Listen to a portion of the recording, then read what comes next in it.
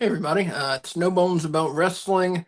This was not a scheduled anything, but anyway, I'm your host Asa, and I'm gonna have a conversation with AI about wrestling because I've been messing around with I think it's pronounced Grok, Grok, I guess.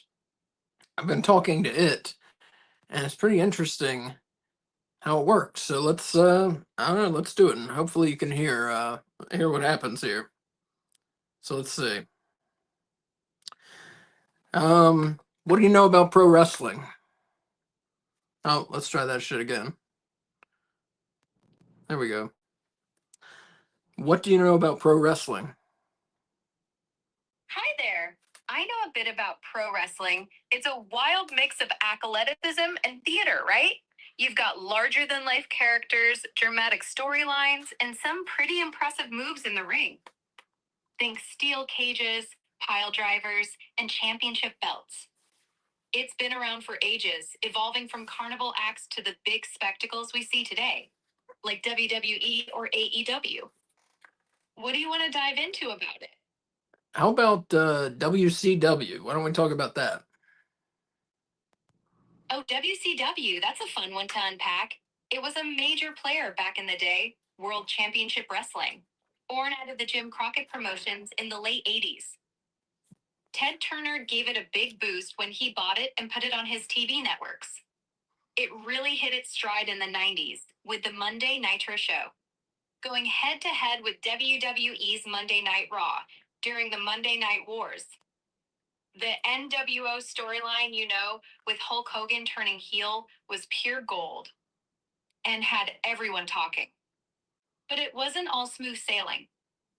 Backstage chaos, bad booking decisions, and some serious money troubles eventually sank it. What do you know about booking? Why are you talking about booking? Oops, got a little carried away there. When I said booking, I just meant how they planned out the matches and storylines. Who wins, who loses, and how the drama unfolds. It's like scripting the show to keep fans hooked. Didn't mean to sidetrack us. What else about WCW are you curious about? Wait, are you telling me wrestling isn't real? Oh, no, I didn't mean it like that. The athleticism in wrestling is totally real. Those folks are pulling off some incredible feats in the ring. And the bumps they take? Ouch, that's no joke. But the outcomes?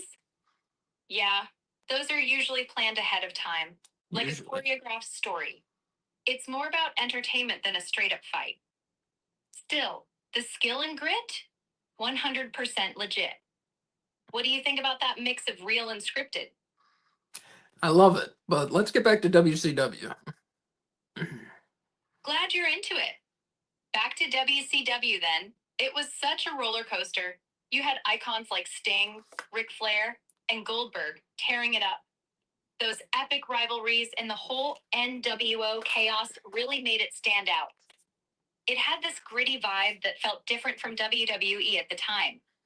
What's your favorite WCW memory? Probably anything involving Ric Flair. Ric Flair in WCW? Man, that's gold. The Nature Boy was strutting his stuff, dropping those iconic woo, and locking in the figure four leg lock like nobody else.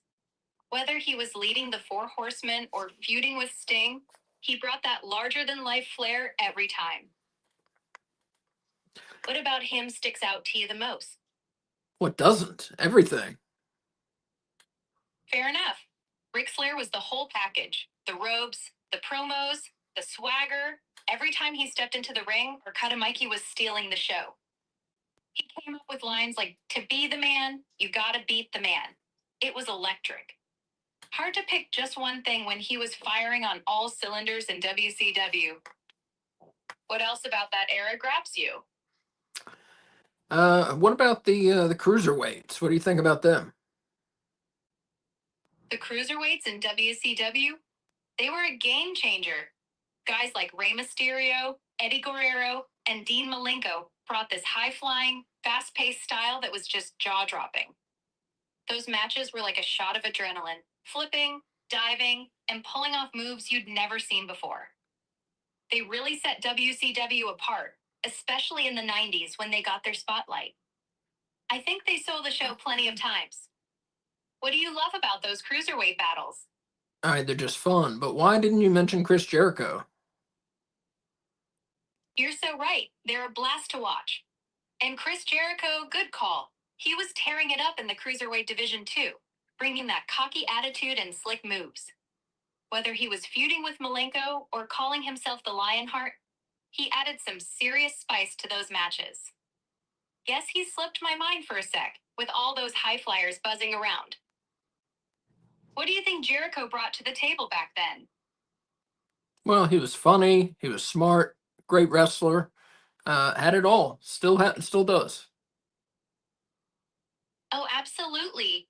Jericho had that perfect mix. He'd crack you up with his trash talk, outsmart opponents in the ring, and still pull off moves like the Lion Salt with style. And you're right, he's still got that magic today. Back in WCW, he was like a secret weapon in the cruiserweight scene, making every match a little more unpredictable. What's your favorite Jericho moment from those days? Let's talk about WWE today. All right, switching gears to WWE today.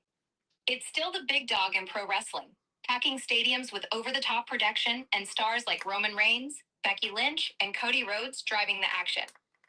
They've got the bloodline storyline cooking, blending family drama with powerhouse matches. It's slicker now with streaming on Peacock and a polished feel, but it still keeps that wild wrestling spirit. What do you think of where WWE's at these days? It's all right, but like you mentioned, that polished feel, sometimes it feels a little too polished and not raw enough. Yeah, I get that. That polished vibe can make it feel almost too clean. How about some more blood? Why don't we see that in WWE? Hello? Wouldn't you wouldn't you like to see more blood in WWE? I think I broke it. Oh, let's see. Nope. Wouldn't you like to see more blood in WWE? Yeah, WWE today. It's got this massive global vibe, Wait, wait, right? wait, wait, whoa. I asked about blood. Oh, my bad. I misheard you. Did you mean the bloodline? That's No. I mean, don't you want to see wrestlers bleed in their matches? got it now? Blood and matches, huh? Yeah, that used to be a big thing. Crimson masks, adding that raw, gritty edge. WWE's dialed it back these days, going more family friendly with less blood, but it still pops up sometimes for dramatic effect. I think it can amp up the stakes, make it feel brutal and real. Do you miss seeing more of that in the ring? Yeah, definitely. It definitely adds to the realism of the fight. I mean, you fight someone most of the time there's going to be some blood, you know what I mean? Totally get that. Blood does sell the story like, yeah, this is a fight, not just a dance. It's that messy, human touch if you're slugging it out. Something's got to give, right? Right. WWE's cleaner now, but those old school bloody brawls definitely had a vibe. What other gritty stuff do you wish they'd bring back? Well, don't worry about that right now. What about AEW? What do you know about them? All right, let's talk AEW. It's the new kid on the block, launched in 2019 by Tony Khan, with big names like Chris Jericho, Kenny Omega, and the Young Bucks kicking it off. They've got this fresh, edgy feel, leaning hard into fast paced matches and giving wrestlers more creative freedom. Shows like Dynamite and Rampage keep the energy high, and they're not shy about blood or wild stipulations. It's like a throwback to WCW's chaos, but with a modern twist. What do you think of AEW's vibe? Well, you mentioned Rampage. Did you know that's not a show anymore? Oh, you're right. My info's a little stale there. Rampage did get axed. I don't have the latest on when, but it's not running now. AEW's still rolling with Dynamite and Collision, though, keeping that high octane vibe alive. Thanks for the heads up. What do you think about how they're holding up without Rampage? Yeah, what's up, Dylan? I think they're doing a great job without Rampage. I mean, they have people like, Hologram, Commander, Duralistico. The Luchadors are really my favorite part of the promotion, but then they've got, John Moxley and folks like that holding it down at the top of the card. I think they're in a great position. Hey, I'm not Dylan. I'm just me, chatting with you. But yeah, AEW's killing it, right? Those luchadors, Hologram, Commander, Duralistico, they're flipping around like gravity's optional, and it's such a rush to watch. Then you've got heavy hitters like John Moxley anchoring the top, bringing that grit. Sounds like they've got a sweet balance going. What do you think they'll do next to keep the momentum? Well, they've got to make some new stars, don't they? You're spot on. Building new stars is key. They can't just lean on Moxley and the luchadors forever. AEW's got a deep roster, so pushing fresh faces like maybe a hologram or some up and comers into the spotlight could keep things buzzing. They've got the talent, just need to give them the ball and let them run.